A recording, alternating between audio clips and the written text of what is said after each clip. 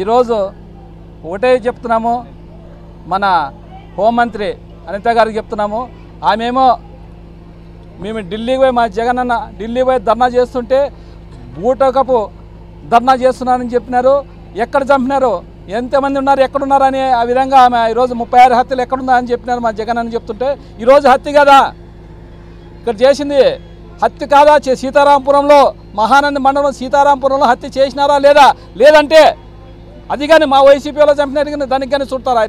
ఇట్లా ఎక్కడ చేసినా కానీ వాళ్ళే వైసీపీలో, వాళ్ళు వైసీపీలను చంపుకుంటారనే విధంగా ప్రచారం చేస్తున్నారు. ఇది కానీ మా వైసీపీలో చేసినారు, ఇది కానీ మళ్ళీ మా వైసీపీల మీదకే నింది మోపే విధంగా ఆమె ఈరోజు మళ్ళీ నెక్స్ట్ ఇప్పుడు ప్రెస్ మీట్ చూస్తే ప్రెస్ మీట్ ఆమె నెక్స్ట్ పెడుతుంది. ఎందుకంటే అమ్మా నువ్వు పరిపాలన చేసేకొచ్చినావా, లేదంటే లాండ్ ఆర్డర్ తప్పించి హత్య రాజకీయాలు చేసేకొచ్చినావో మాకు అర్థం కాదు తల్లి. ఫస్ట్ నువ్వు ఇన్ని హత్యలు జరుగుతున్నా ఏం పట్టించుకోలేదు కాబట్టి ఖచ్చితంగా ఫస్ట్ నువ్వు రాజీనామా చేసే విధంగా నువ్వు చెప్తున్నావు. ఎందుకంటే లాండ్ ఆర్డర్ని చేజారించుకున్నాక ఇప్పుడు చూస్తున్నాం, నిన్ననే బాపట్లోగా ఎస్ఐని ఎదమింది అగ్ని పట్టుకున్నాడు వాళ్ళ టీడీపీ కార్యకర్త. పోలీసులకే దిక్కు లేకుంటే ఇంకా సామాన్య ప్రజలకు ఏం దిక్కుంటుంది? ఈరోజు నైటు ఎస్ఐని కానిస్టేబుల్ 4 కానిస్టేబుల్ ఇక్కడ ఈ గ్రామంలోనే ఎస్ఐని 4 కానిస్టేబుల్ ఉంటే ఆయన శ్రీనివాస్ రెడ్డి అని ఆయన, ఏయ్ కొడక నువ్వేమైనా అడ్డం వస్తే నిన్ను పెట్రోల్ పోసి అగ్గి పెడతామనే విధంగా మాట్లాడుతుంటే, ఎస్ఐని మాట్లాడుతుంటే ఇంక దిక్కెవరుకుంది? ప్రజలకు పరిపాలన ఏమి చేస్తున్నారు, ఎక్కడ చేస్తున్నారు, ఎక్కడ పోతుంది మన రాష్ట్రం, ఎక్కడ దిగజారిపోతుంది మన రాష్ట్రాన్ని, ఎక్కడ పంపిస్తున్నారు అనుకున్నారు మీరు? ఇదే విధంగా ఇదే కొనసాగితే ఖచ్చితంగా మేము మా జగనన్న అందరూ కలిసి మూకుమ్మడిగా ఎదురుదాడి దిగితే ఖచ్చితంగా ఏమి జరుగుతుందో మీరు లాండ్ ఆర్డర్ మీరే తప్పించిన విధంగా చెప్తున్నాము.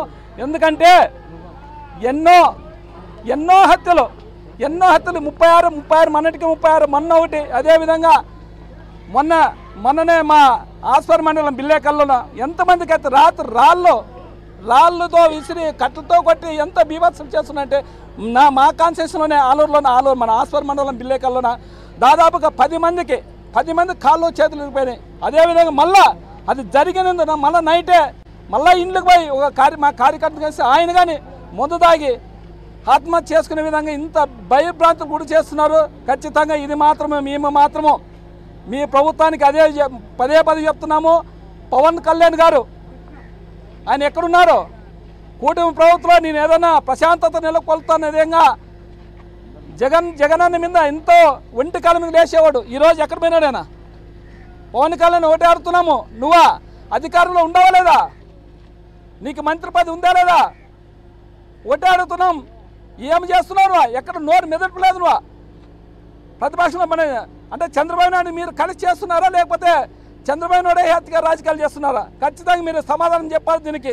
లేదంటే ఖచ్చితంగా మేము దీనికి తీవ్రంగా పరిణామాలు ఉంటాయి.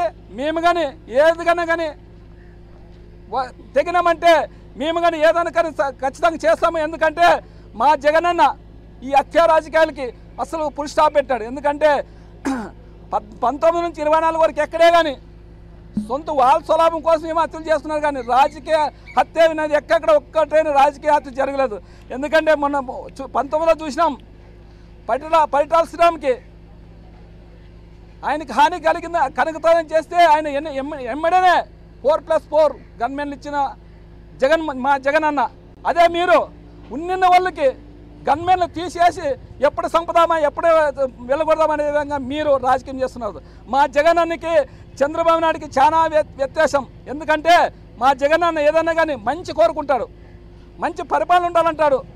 ఈ పరిపాలన కానీ జనాలు కానీ ఈ హత్య రాజకీయాలు ఎవరు కోరుకోరు. ఏదైనా ప్రశాంతత ఉండాలి అనే విధంగా ప్రజలను కోరుకుంటారు. ఈ హత్య రాజకీయాలకి చాలా రోజులు ఉండరు. ఖచ్చితంగా ఫుల్ స్టాప్ పెట్టకపోతే తగిన మూల్యం చెల్లించుకుంటారని పదే చెప్తున్నాం. అదేవిధంగా ఇంకొకసారి మన పవన్ కళ్యాణ్ చెప్తున్నాం, ఖచ్చితంగా మీరు స్పందించకపోతే రాష్ట్రం ఎక్కడో పోతుంది. మీరు ఖచ్చితంగా స్పందిస్తారని మేము కోరుకుంటాం. ఎందుకంటే నువ్వు సినిమాలో హీరో కాదు, బయట కానీ ఈరోజు చూపించి ఈరోజు ఇవన్నీ మీకు కనబడుతున్నాయో లేదో, నువ్వు ఏదో ఖచ్చితంగా మాట్లాడనే విధంగా చేస్తున్న ఇంకొకసారి ఆమె హోంమంత్రి గారు రాజీనామా చేసి ఇవన్నీ హత్యలు కానీ రాజీనామా చేసి ఇవన్నీ హత్యలకు ఆమె మీద వేసుకోవాలనే విధంగా ఈరోజు మేము కోరుకుంటున్నాం.